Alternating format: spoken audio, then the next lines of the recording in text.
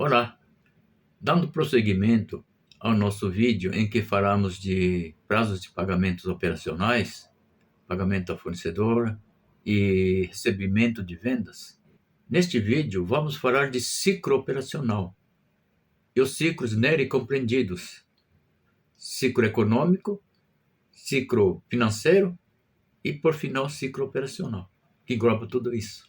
E os prazos de pagamento ao fornecedor, prazo de estoques e prazo de recebimento de vendas são elementos importantes para a gente apurar todos esses ciclos, entender como funciona, entender o mecanismo desses importantes indicadores econômico-financeiros. Então, se você conhecer profundamente os efeitos dos prazos operacionais sobre o fluxo de caixa, vai conseguir administrar com eficácia o capital de giro e, consequentemente, aumentar o lucro líquido. Vai saber também que o fato de fornecedor financiar com prazo maior do que o nosso prazo de vendas não resolve completamente o problema da necessidade de capital de giro. Então, muita gente pensa que se o prazo de fornecedor é de 40 dias e o nosso prazo de recebimento de clientes for de 30 dias, a gente está ganhando 10 dias. É verdade em parte, mas vamos ver todos esses impactos neste vídeo. Meu nome é Masakazu Rode, ou Massa. Bora!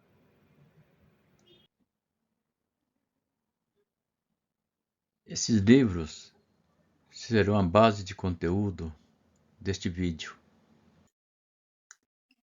Vamos falar de ciclo econômico, ciclo financeiro e ciclo operacional, e os prazos operacionais neles contidos. A gente vai mostrar agora atividades operacionais típicas de uma indústria, mas não precisa se preocupar porque é de uma forma bem simples, tá?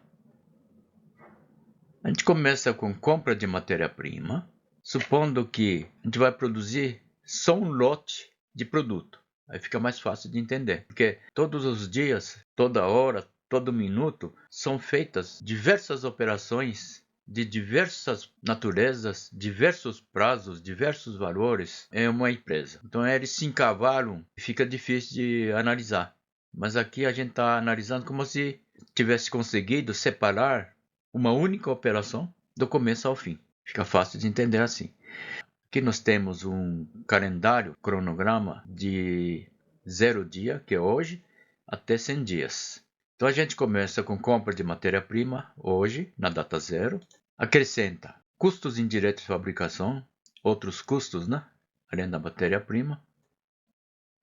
E num determinado momento, no caso do nosso exemplo, na data 60, a gente termina a fabricação. E na data 65, a gente vende e, consequentemente, em função da venda, surge uma despesa chamada despesa de comissão, ou despesa operacional. Tá? Vamos trabalhar somente com esses 4 itens para facilitar o entendimento. E para cada um deles, vamos dar um valor. Por exemplo, a gente compra matéria-prima no valor de R$1.000. Acrescenta custos de fabricação, salários, aluguel, utilização de máquina, custos indiretos de fabricação, no valor de R$200. E vende por R$1.600. Aí surge uma comissão no valor de R$50. Então a gente vai trabalhar com esses 4 elementos, 4 itens. Compra de matéria-prima no valor de R$1.000, custos indiretos de fabricação no valor de R$200, venda no valor de R$1.600 e despesa de comissão de R$50. Aí ele abrange, de uma forma geral, todo aspecto operacional de uma indústria, né? E se fosse comércio, simplesmente elimina aqui os custos indiretos de fabricação. Para cada evento econômico, a gente tem evento caixa, impacto de caixa. Então, se a gente compra matéria-prima no valor de R$1.000, paga o valor de R$1.000 em alguma data futura. Se gasta com R$200 de custo de fabricação, vai ter que pagar em algum momento. Mesma coisa com despesa de comissão. Cronologicamente, é mais ou menos assim. Então, uma vez que a gente tem venda de R$1.600, precisa receber R$1.600. Então aqui dá para a gente perceber que, olha, 1.000 de pagamento está aqui, 200 de pagamento está aqui, 50 de pagamento é daqui e 1.600 de recebimento é daqui. Então a gente vai falar de prazos de estocagem, recebimento e pagamento, que são prazos importantes para apurar ciclos operacional e seus componentes. Então esses prazos são importantes marcadores, pois determinam os ciclos econômico, financeiro e operacional. Então temos aqui, já falamos sobre os eventos econômicos e financeiros, vamos falar agora de prazo. Então desde a compra de matéria-prima até a venda, né, a gente vê que termina um pouco antes da venda, pode ser no mesmo dia, mas não depois. Então tem um prazo de estocagem de 65 dias. Todo esse prazo aqui, entrada de matéria-prima, acréscimo de outros custos de fabricação e até a venda, a gente chama de prazo de estocagem ou prazo de estoque. Isso coincide com o ciclo econômico. Esse prazo de estocagem coincide com o ciclo econômico. Outro prazo importante é o prazo de recebimento de vendas, porque a soma de prazo de estocagem mais o prazo de recebimento de vendas fecha o ciclo operacional, do início ao fim. Outro prazo importante é o prazo de pagamento ao fornecedor. O prazo de pagamento ao fornecedor é de 45 dias e prazo de recebimento de venda 35 dias. Recebo antes de pagar o fornecedor. Na verdade, essa expressão não está correta. Eu não recebo antes de pagar o fornecedor. Aqui significa que o prazo de recebimento de venda é menor do que o prazo de pagamento ao fornecedor. Não estou recebendo antes. Dá uma olhada aqui no cronograma. É impossível receber antes se não há venda. Então esse prazo de pagamento ao fornecedor é importante porque determina o início do ciclo financeiro. No caso aqui é de 55 dias. A outra forma de a gente mostrar com fórmula, o ciclo operacional é igual. Prazo de estocagem mais prazo de recebimento. E ciclo financeiro é igual. Ciclo operacional menos prazo de pagamento ao fornecedor. Essas fórmulas estão representadas graficamente aqui. Outros prazos importantes, prazo de pagamento de CIF, custo de indireto de fabricação. Tradicionalmente, não se considera o custo de indireto de fabricação nesse ciclo financeiro. Os autores geralmente consideram o prazo de pagamento ao fornecedor como se fosse o maior valor, né?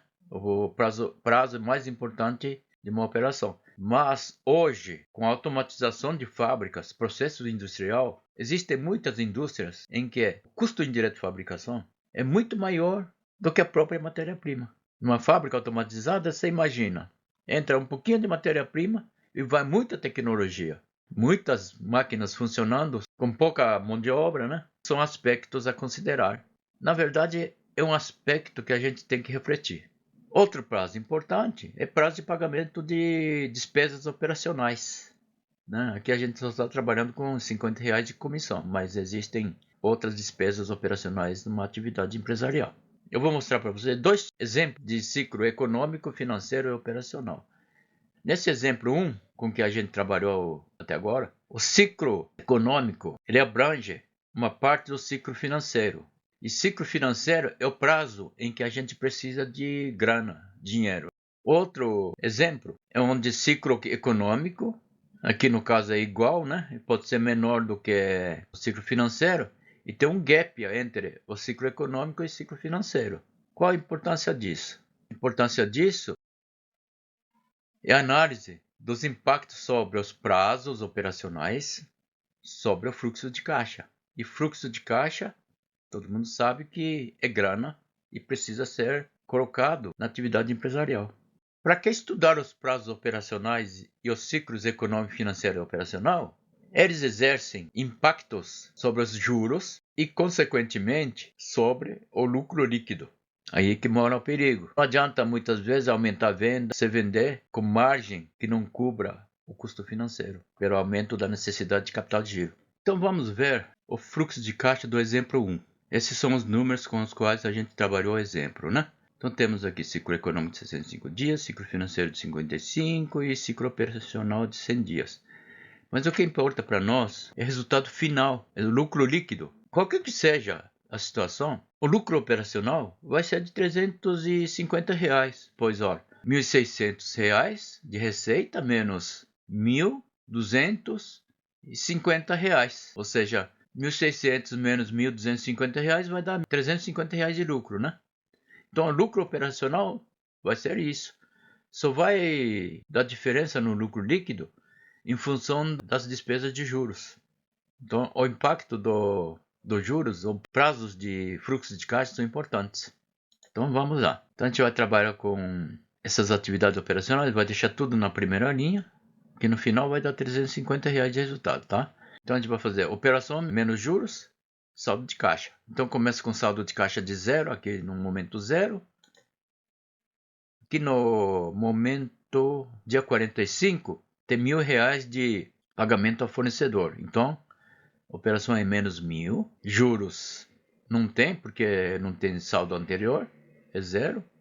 Não devo. Então, fica com saldo de caixa de R$1.000. Aí, na data seguinte, na data 55, tem um desembolso de R$200 de custos, né? Então, a gente lança R$200. Calcula juros de 45, 55, 10 dias. Então, é feito assim, né? 1.000 vezes 1,05 ou 1 mais 0,05, que é 5% dividido por 100. Tudo isso elevado a 10 sobre 30. São 10 dias. E esses 30 dias é correspondente a 5% ao mês. Ou seja, 5% em 30 dias. Tudo isso aqui menos 1 vezes R$1.000 vai dar R$16,40 de juros. Então, prosseguindo aqui, R$50 de... Deixa eu ver aqui. 55 a 75 são 20 dias após, né?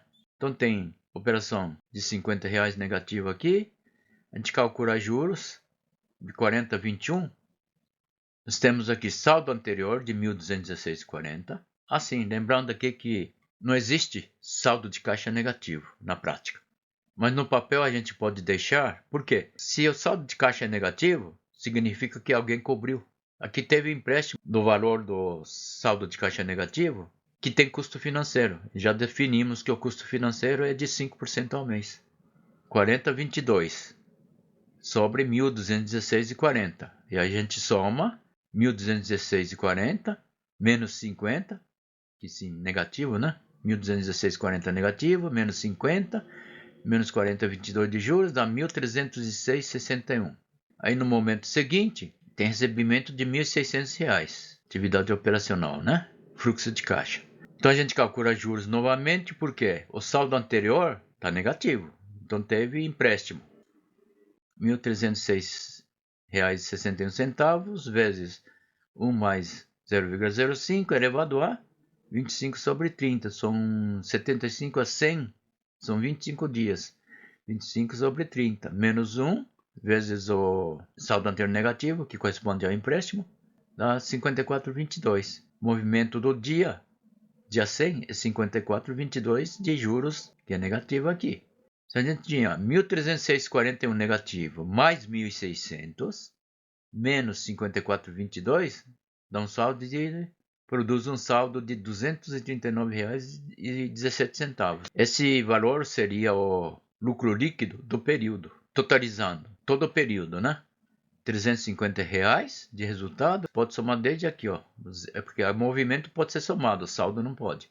Então é 0, menos 1.000, menos 200, menos 50, mais 1.600, R$350.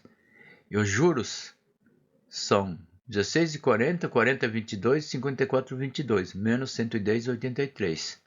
E esse saldo, como não tem saldo anterior, então é 350 menos 110,83 dá 239,17, que corresponde ao saldo do último dia. Porque, na verdade, esse 239,17 é calculado assim. Saldo anterior. Qual que é o saldo anterior? Saldo anterior desse período todo começa aqui, no zero. Então, é 0 mais 350 menos 110,83, que é igual a 239,17. É importante manter essa sequência, essa fórmula, porque em alguns casos pode existir saldo anterior, né? Aqui, no caso, a gente considera que é zero, mas algumas vezes podem existir. Esse é o resultado, lucro líquido, do exemplo 1. Prosseguindo, Fluxo de caixa do exemplo 2 vai ser desse jeito, né? Como a gente já explicou passo a passo no exemplo anterior, que vai dar um resultado de R$ 318,85. Resultado, o lucro líquido é melhor. Por quê? Tudo isso depende do fluxo de caixa, depende do volume e tempo. Comparando, então, exemplo 1 com exemplo 2, numericamente, né? Comparando numericamente, fica assim, né? Aqui a gente pode perceber que no exemplo 1, o desembolso de R$ 1.000 foi antes. Então isso aqui impactou o caixa no exemplo 1. Então é importante a gente analisar os ciclos operacional com base em prazos de pagamento e recebimento de atividades operacionais. No vídeo anterior, está aqui, falamos sobre as fórmulas para calcular os prazos médios operacionais com base em dados de demonstrações financeiras. Ali, se você quiser retornar ao vídeo, ali mostramos como a gente calcula todos esses prazos que a gente viu, né? Prazo de pagamentos e prazo de recebimento com base em dados do balanço patrimonial, demonstração de resultado e demonstração de fluxo de caixa. No vídeo seguinte, está aqui, vamos mostrar como os valores e os prazos envolvidos no nosso exemplo ora apresentado se comportam em termos de demonstração de resultado e demonstração de fluxo de caixa e como esses valores são demonstrados também no balanço patrimonial. Até o próximo vídeo!